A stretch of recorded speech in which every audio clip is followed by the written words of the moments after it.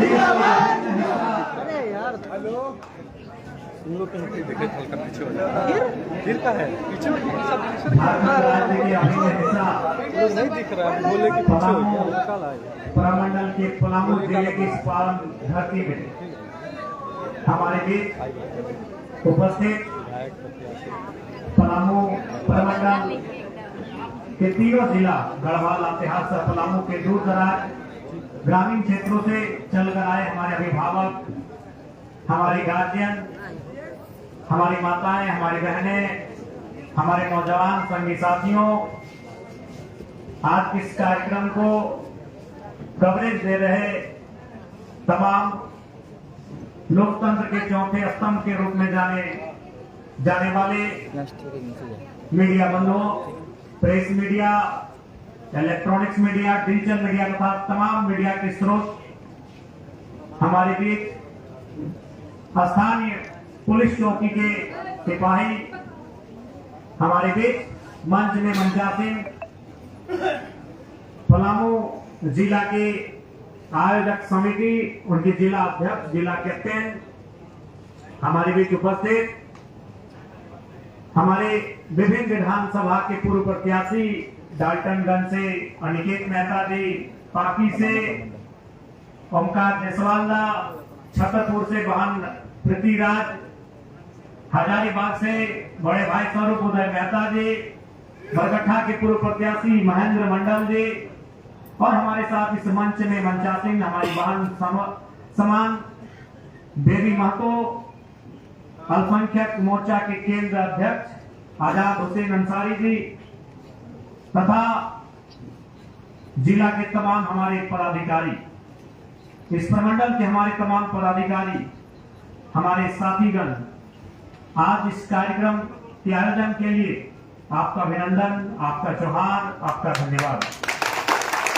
और जब घर से चले थे, चूंकि बारिश का मौसम भी है और सामान्यतः हम लोग सभा कार्यक्रम मंच से नहीं बल्कि खुले मैदान पर क्या करते थे, तो बारिश का मौसम था तो धनबाद, बोकारो, गिरिडीह में भी बहुत सारे जो हमारे विपक्ष के साथी हैं वो कह रहे थे कि धनबाद बोकारो नहीं है विधायक जी, वहां जाएंगे तो 4 को लोग नहीं आएंगे। हम बोले अच्छा है, कोई बात नहीं, लेकिन शायद कोई लोग भूल गए थे। यहाँ भी हमारे जिला अध्यक्ष बड़े भाई दिलीप मेहता भी बोलते थे कि विधायक जी क्या होगा, धनबाद बोकारो में जैसा लोग आपको सुनने के लिए आते हैं, आपको लाड गुलाब प्यार देते हैं, पता नहीं पलामू में मिलेगा कि नहीं। तो शायद उन लोग भूल गए थे कि पलामू को टाइगर की धरती कहा जाता है।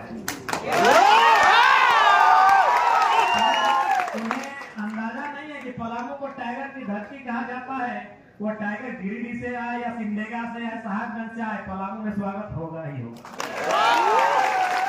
अभी तो आज पलामू की जनता ने जो प्यार और जो दुलार, जो स्नेह दिया है, आज के इस दृश्य को, क्योंकि बारिश का मौसम भी है, बारिश के मौसम में लोग पैसे देकर अगर बुलाते हैं, आज अभी प्रधानमंत्री जी का पटना में या बिहार में कहीं कार्यक्रम था, वहां की बहनों को जबरन, जो स्वास्थ्य कर्मी है, आंगनबाड़ी है, सेविका है, उनको जबरन ले जाया गया।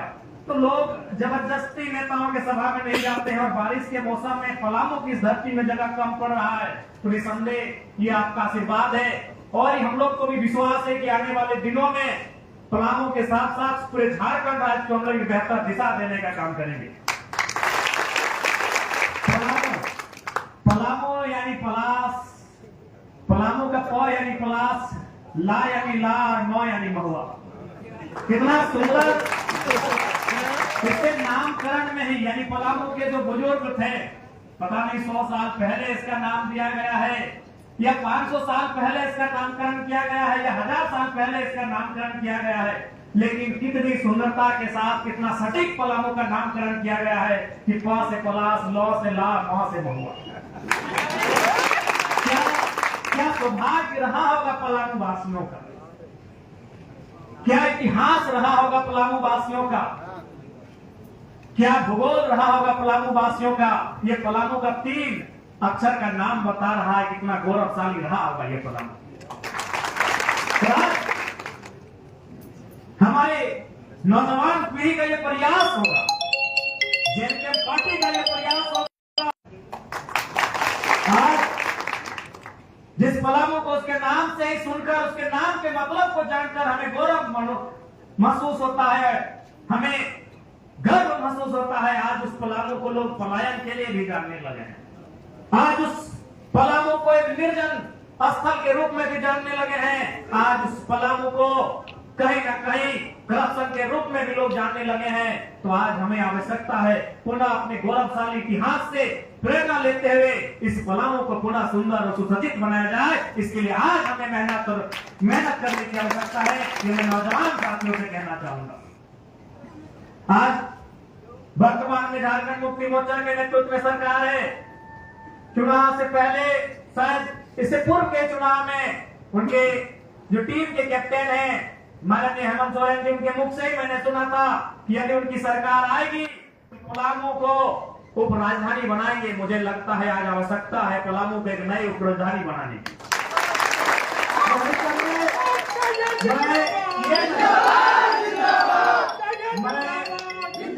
राजनीति के पैटर्न को बदलने आया हूँ, मैं राजनीति के तरीके को बदलने आया हूँ। इसलिए मैं ये नहीं कहूँगा पलामू वासियों कि 29 में हमारी सरकार बनेगी तभी हम आपकी उप राजधानी पे चर्चा करेंगे। मैं आपको ये कहूंगा कि इसी सदन में अगर मौका मिलेगा तो सदन के शून्यकाल में पलामू को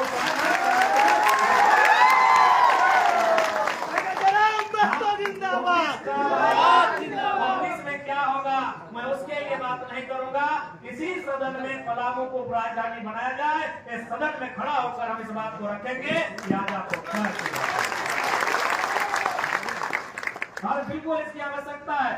आज हम भी जब घर से आए तो हमने अपने अंगरक्षकों से कहा, हमारे जो ड्राइवर हैं, चालक हैं, उनसे कहा, हमारे जो साथी हमारे साथ आए हैं उनसे कहा कि आप लोग गूगल कीजिए कि किधर से रास्ता सही है पलामू जाने का। तो हजारीबाग चतरा का रास्ता दिखा, एक बिहार से रास्ता दिखा। फिर उन्होंने कहा विधायक जी रास्ता तो सामने आपका चतरा हजारीबाग से पड़ेगा, लेकिन अगर आप लोग थोड़ा चूंकि है कि पलामू को ये कोई भाषण नहीं, ये कोई चुनावी एजेंडा नहीं, पलामू की जनभावना है कि पलामू को उपराजधानी बनाया जाए। ये लोगों की जरूरत है, एक आम जनता की जरूरत है कि पलामू को उपराजधानी बनाया जाए। तो निसंदेह आगामी जो सत्र चलेगा इस बात को सदन के पटल पे जरूर रखा जाएगा कि आपने जो वादा किया था माननीय मुख्यमंत्री महोदय, मैया सम्मान योजना के अलावे भी बहुत सारे काम है जो करना चाहिए और आपको करने के लिए हम लोग बात भी करेंगे। 29 क्या होगा नहीं होगा वो तो जनता तय करेगी, लेकिन इसी अभी जो समय बचा है इसी कालखंड में अकेले हम इन पे पर्याप्त पड़ रहे हैं। अब ऐसा समय आया है कि ये लोग हमारे समय में भी कटौती करने लगे हैं। ये तो आप घर से बैठकर अपने टेलीविजन में या किसी मोबाइल में देखते होंगे। बाकी विधायक खड़े होते हैं तो उनको बोलता है कि माननीय सदस्य फल्ला आप अपना बात रखिए, लेकिन जैसे ही डुमरी का नाम लिया जाता है माननीय सदस्य डुमरी, उसके बाद तुरंत अध्यक्ष महोदय बोलते हैं समय का ध्यान रखिएगा। बाकी जो भी और भी सदस्य को वो आमंत्रित करते हैं, उनको बात रखने का अवसर देते हैं, वो अपनी बातों को रखते हैं, लेकिन जैसे ही हमारे नाम का उद्घोष होता है माननीय स्पीकर महोदय के श्रीमुख से, वो दूसरा लाइन यह भी बोलते हैं कि थोड़ा समय का ध्यान रखिए। सबको मालूम है कि अगर इस शख्स को समय दिया जाएगा तो फिर ये सरकार की एक नीतियों की ऐसा धागा खोलेगा जो पूरे राज्य को उसका चेहरा पता चलेगा। तो ये कहीं ना कहीं आपका विश्वास, आपका प्रेम, और क्योंकि हम लोगों ने सबसे पहला हथियार माना है एजुकेशन, हमने सबसे पहला हथियार माना है शिक्षा को, और आज ये शिक्षा ही है कि आज आपके बीच हम आए हैं और आप सुन रहे हैं। वरना अगर बात करें सुंदरता की तो इस झारखंड में हमसे सुंदर नौजवान कितने, हम तो देखे टकला मुंडा ऐसे आ गए, एक सामान्य सा चप्पल पाँव में पहने हैं, ये टी शर्ट भी आप दिल्ली दहे जानेंगे कहाँ से ला दिए। हम बोले कि भाई हम रात में आए तो दूसरा जगह, अभी भी चूंकि आए तो दूसरा बारिश हो रही तो हमें जो कपड़ा पहन के आए गंदा हो गया, हम बोले दिलीप भाई सब थोड़ा सा कपड़ा मैला हो गया है, तो यही ड्रेस लिए, यही पहने और यही हम सुबह उठ के आपके बीच चले आए। तो इसलिए आज अगर आप हमें सुन रहे हैं, आज अगर पूरे राज्य के लोग हमें सुन रहे हैं, अपनी समस्याओं को हमारे पास लेकर जा रहे हैं, तो इसलिए नहीं कि हम अच्छा दिखते हैं, हमारी ऊंचाई अच्छी है, हमारी लंबाई अच्छी है, इसलिए कि लड़का जो भी बोलता है टू दी पॉइंट बोलता है, पढ़ा लिखा लड़का है। इसलिए हमारा प्रयास यही रहेगा कि पढ़े लिखे नौजवानों को राजनीति में लाने का अवसर दिया जाएगा। देखिए बुजुर्ग लोग भी बैठे हैं, महिला लोग भी बैठे हैं, नौजवान भी बैठे हैं, कोई भगवान को मानता है, कोई ईश्वर को मानता है, कोई अल्लाह को मानता है, कोई जीसस को मानता है, कोई महाराज गुरु को मानता है, कोई बुढ़ा बाबा को मानता है। सबकी आस्थाएं हमारी अलग अलग हो सकती हैं, लेकिन हमारी जरूरत एक है। हमारे ईश्वर अलग अलग हो सकते हैं, हमारी पूजा पद्धति अलग अलग हो सकती है। कोई प्रार्थना करता है, कोई इबादत करता है, सबकी आस्था अलग हो सकती है, सबका मत अलग हो सकता है, लेकिन हमारी जरूरत एक ही है, वो है रोटी कुर्ता और मकान की जरूरत है। ये किसी की अलग नहीं है, ये किसी की अलग नहीं है। दिलीप मेहता भाई हो सके कृष्णा जी को मानते हैं, ओमकार जायसवाल जी शंकर जी को मानते हैं, आजाद हुसैन अल्लाह को मानते होंगे, लेकिन जरूरत इनकी भी वही है, रोटी कुर्ता मकान की। इसलिए आपको ये जानना होगा कि जिस आपकी आस्था जिस पर है, जिसके ऊपर आपकी आस्था है, उसने संसार को बनाया होगा। मैं उस पर बात विवाद नहीं करना चाहता हूँ, उसने दुनिया को बनाया होगा, मैं उस पर बहस नहीं करना चाहता हूँ, लेकिन आपको भी मालूम है कि आज अगर आपकी जरूरतों को कोई पूरा करेगा तो ऊपर में बैठा कोई ईश्वर खुदा भगवान नहीं, नीचे जो कानून है, नीचे जो सरकारें हैं, नीचे जो नीति नियम है, नीचे जो हमारे संसाधन है, वो आपकी जरूरत पूरा करेंगे। इस बात को आप भी जानते हैं, इस बात को आप भी जानते हैं कि यदि आपको चोट लगे तो आप अपने आराध्य देवी देवता के पास जाके धरना नहीं बैठते हैं, आप थाना में जाके धरना बैठते हैं, क्योंकि कानून ही आपकी मदद करेगा। इस बात को आपको व्यवहारिक रूप में जानने और समझने की आवश्यकता है। आस्था अलग जगह है, हमारे देवता, हमारे पूजा पद्धति वो अलग जगह है, लेकिन हमारे जो आज लोकतांत्रिक जो भारत है, इस लोकतांत्रिक भारत के जो तरीके हैं, जो व्यवस्थाएं हैं, उनके प्रति हमारी एक अलग आस्था होनी चाहिए, उनके प्रति हमारा नजरिया अलग होना चाहिए। इस बात को भी हमें तय करने की आवश्यकता है। इसलिए आज पलामू की पावन धरती में हम इतना जरूर कहेंगे कि आज राजनीति एक ऐसा जगह है जिससे हमारी समस्याओं का समाधान है, क्योंकि भारत राजा का देश नहीं है, भारत में राजतंत्र नहीं है, भारत में प्रजातंत्र है, भारत में लोकतंत्र है, भारत में जनतंत्र है, भारत में गणतंत्र है, और उस गणतंत्र का आधार भारत का संविधान है। और उस संविधान की रक्षा कौन करते हैं? राजनेता करते हैं, जिनको हम लोग या तो राज्य में असेंबली कहिए और देश में पार्लियामेंट कहिए। और वहां कौन चुन के जाते हैं? हमारे और आपके वोटों से लीडर चुन के जाते हैं। इसलिए लीडर का चुनाव बढ़िया होना चाहिए। आज हम अपने लीडर की शिकायत करते हैं, हम फिर जब चुनाव आता है हम उनको वोट करते हैं, फिर चुनाव के 6 महीने बाद हम उनकी शिकायत करते हैं, तो उसका कारण कहीं ना कहीं हमारा नजरिया है, हमारी मानसिकता है।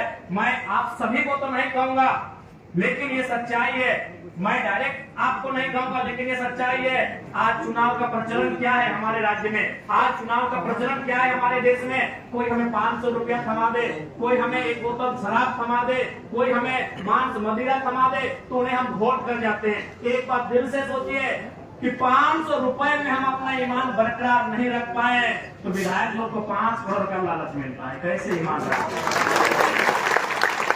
हम 500 रुपए में अपने ईमान को नहीं रख पाए और हम ना चाहते हुए फिर उसी नेता को वोट दे दिए कि भैया रात को पैसा पकड़ लिए, भैया रात को हम पैसा पकड़ लिए हैं।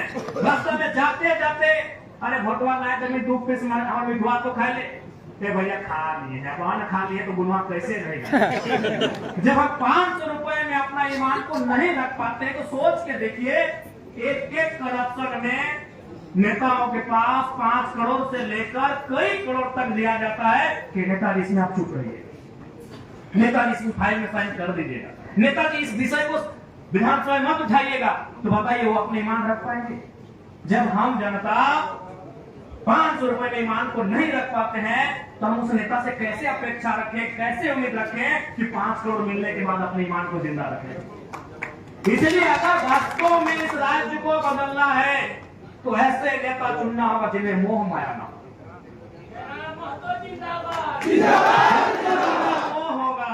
जब तक उनमें लालसा होगी निजी, जब तक उनमें अपनी महत्वाकांक्षा होगी, इस राज्य को नहीं बदल सकते हैं।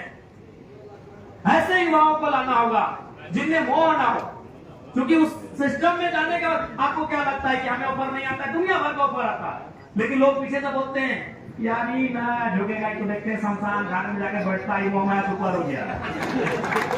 वही लोग फिर बोलता है कि तो देखते हैं यार शमशान घाट में जाकर वीडियो बनाता है। विधानसभा में देखते हैं वो 2 ठंडा के दिन में आपने जैकेट पहन जाता है, देखें टी शर्ट के ऊपर है, गाँव भर के धार ऊपर टी शर्ट पहन के जाता है। तो आज अगर हम लोग को ऐसे युवाओं का चयन करना होगा, आज क्या वो डर भी है जैसे बचपन में हम लोग का नानी डराती थी, खासकर हमारा नानी बहुत डराई है कि उस पीपल पेड़ के नीचे नहीं जाना शाम के समय, वहां को ब्रह्मचारी